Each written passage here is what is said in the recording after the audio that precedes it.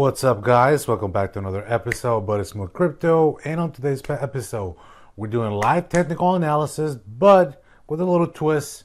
We did the one last week, right? It was last week? Yeah. We did a live technical analysis last week, and we went over the charts, but as we were going through the charts, Crypto Poppy noticed that some of them needed to be updated, Fibonacci needed to be moved, rearranged, trend lines, and things like that. So on today's episode, we're going to go back over those last cryptos that we touched on last live stream, go over them again and readjust the charts. And you kind of going to get to see how Crypto Poppy thinks rearranging the charts, because he doesn't stick to one plan forever. He understands that things change in the market, so he's always adjusting his charts as the market is moving. So the first one we're going to do on this episode is going to be Bitcoin, of course, and he has it ready. Oh, yeah. All right, guys, we're going to do light technical analysis on Bitcoin. Okay, so the point of today's stream, we're going to cover a little less tokens, but we're going to just clean up my chart, something that's been long overdue. So we could do this, and we're going to literally delete everything. So we've got trend line there, unlock it, delete it. We have our yellow Fibonacci, unlock it, delete it. We have our white Fibonacci extension, unlock and delete it. What do we have up here? We'll keep that horizontal ray. We'll keep the blue horizontal rays. This trend line down here, it looks like we could extend this one out. This one down here, we could delete it. And then these down here, we definitely can unlock it and delete these. My little arrows, we could delete these. Let's get rid of these guys. We've got 3 more. See you later. Goodbye and goodbye. So you see here, we just have a super clean, super basic chart. Still have my red box of resistance / support, which now it's currently acting as support, which I will extend out really quickly because we will keep that. Let's unlock it and let's get the middle. Oh shit, just messed it up now. Now extend it out a little bit. Now give me just a second, because now I have to go in and figure out where I exactly had this drawn from. What do we have? It looks like these 2 red wicks here. Let me zoom in a little more. Looks like the bottom of the red box is on this area right here with these 2 red wicks here, and looks like the top of this green wick. So let me just adjust this. Come on. All right, we need to bring it down ever so slightly.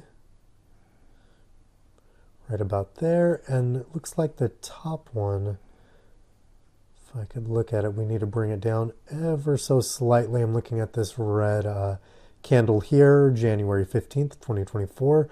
So we're going to put it just at the bottom of that candle body. Really looking at these 2 candle bodies here too, the bottom of them, December 11th, 2023 and December 18th, my birthday, 2023.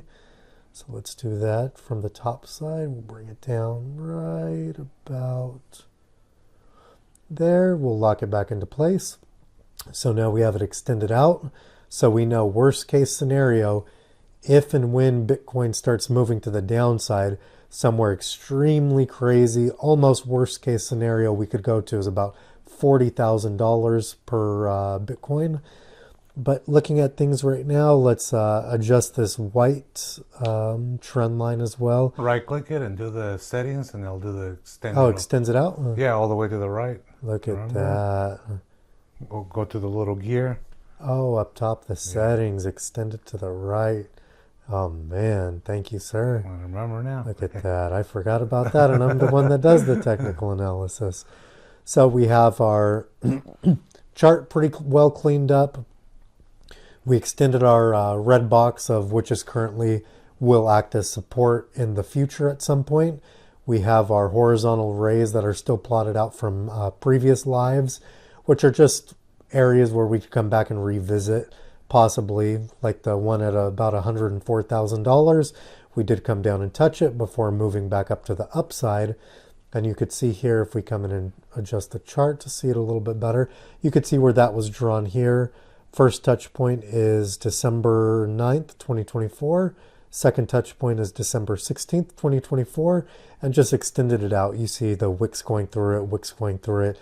It's acting as some resistance, crashed back down. We got pulled straight back to it. A little bit of resistance on the way up, but we got back above it. Came and retested it again, got above it, retested it as support, and then we moved off of it from there. And then we did retest it October 13th of this year, just a couple of weeks ago. Retested it as support, and we moved up off of it, which to me looks like we could continue to the upside in the, the trajectory is still to the upside for Bitcoin. So other than just cleaning up the charts right now, I'm looking to see if anything else is standing out. We have our trend line extended thanks to JJ. We have our horizontal raise of areas where we can come back down and revisit. When, it's going to happen at some point. We're going to start coming back down to the downside, but that's not today. That's hopefully not anytime soon. And if and when we do come and meet this trend line, hopefully it acts as support and we spring right off of it and continue to the upside. But again, the longer it takes us to retest the trend line, the higher that price will be when we do meet the trend line. So other than that, let's add a Fibonacci just to give us targets of overhead once we start to break all-time highs of potential areas we could go. And to draw the Fibonacci, looks like I'm going to go from, what swing high to swing low? We don't really have a swing low, do we? Just swing high. Yeah, everything's just up. So possibly I'll look at this level here, this wick down to the downside for our swing low from August 5th, 2024. And then our swing high is obviously going to be our highest point up here. Looks like we have October 6th, 2025. And then we'll just extend that out and see how that Fibonacci looks. Let's pull out the Fibonacci tool. Again, we have our swing high up here. So we've got it at about $26,000-ish. Then our swing low, I said was going to be this touch point here. So let's do that and just extend it out. Just trying to line it up on the left-hand side. Change it to white. Lock it into place. So you can see we have our swing low right in here, August 5th, 2024, which is at roughly $48,777. We have our swing high here, which is October 6th, 2025, which is at roughly $126,739. And then we just extended that out. Something that catches my eye right away is our 236 level. Look where it's going to be lining up with relatively soon. So this shows me that if we possibly come back to the 618 level, which is, strong support from back in here of, November through about through February of 2025, or late 2024, early 2025. A lot of price action there.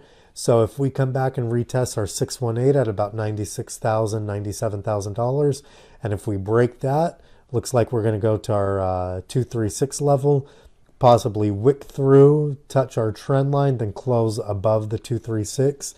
So these levels right in here of about 62,000 to about 67,000 would be great levels to have possible buy orders in the future at some point. But again, that's as long as this formation holds up and everything stays strong. But again, my bias is bullish currently. One more thing we could add, just because I see it and we're taking a little bit more time on some of these. Right here, we have June 16th, 2025. First touch point, second touch point would be here. Oh, I guess I can move that because I have the extended right on. Second touch point, October 13th, 2025. And then we just have that extended out to the right. Let's lock that in place and take a look at that. Looks like we could keep slowly grinding up on this trend line, leading us to higher price action. So we'll keep that there for the very near future, just because it looks like we're going to continue to step up and continue to move on this trend line, even though we just have our first and second touch point there. Let's just see the way that that plays out in the near future, see if we can hold that trend line. And then targets to the upside, let's take a look at our Fibonacci.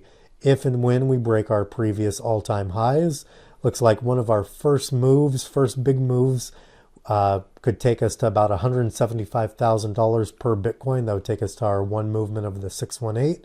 From there, looks like we're not cooling off till we get to about $252,000. So huge upside for Bitcoin. I already know the man, the myth, the legend wants the measuring tool. So let's break that out from current price to roughly 175,000 is about 51% movement to the upside, which is great. Not too difficult for Bitcoin to do that, to be honest with you. Then a movement to the about $252,000 range is 120% to the upside. So Bitcoin definitely has a ton of upside potential with some downside potential. Don't get me wrong. Let's take a look at that. Measuring tool from current price action. Let me line it up. A little lower. Nope, a little higher. Line it up to our 618 level. Would drop us down about 16%, which in my opinion, would be completely healthy. That would liquidate some leverage traders. And then to our 236 level, which would be our crazy movement to the downside, would be about 41% movement to the downside. So definitely a lot of downside, but a lot of upside as well. And who's to say once we start moving and breaking all-time highs, where's Bitcoin really going to go? Where's it going to slow down? That's just questions that we can't answer. We don't know until we're there. We don't know till we get a rejection from there, I should say. But the Fibonacci is definitely a great guidance. We have 175,000 and we have that 252,000 levels that which aren't unrealistic at all. So Bitcoin looks good. Let's kind of zoom out and just take a look at the new chart setup that we're going to have. Again, our blue horizontal rays, we've had those from a few lives ago. Those are just potential targets if and when we start moving to the downside of where, not financial advice, but where some of us would have buy limits set to. So for Bitcoin, we kept our trend line from back in 2021. We kept our horizontal rays. We kept our red box of resistance/support, which is currently now support. We drew a new Fibonacci and we extended that previous trend line. And then we also added a trend line to see if we continue stair-stepping, moving our way up that trend line. So that's it for Bitcoin. That's just extremely simple, extremely easy to understand, doesn't cloud up my mind, doesn't give me too much to look at. This is how I like to do technical analysis, and I definitely do put the most effort into Bitcoin when I do technical analysis, because that Bitcoin's more than likely going to guide everything else. So wherever Bitcoin goes, the entire market is going to follow. So that's why we always start out with Bitcoin.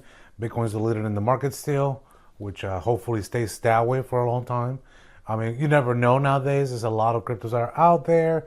You know, we have our favorite AMP. You know, hopefully it gets Anvil. AMP and Anvil, okay? Hopefully they get to that point where they're one of the top 10 coins. But anyways, that was that for Bitcoin. If you have some Bitcoin, look out for some great gains. Not financial advice.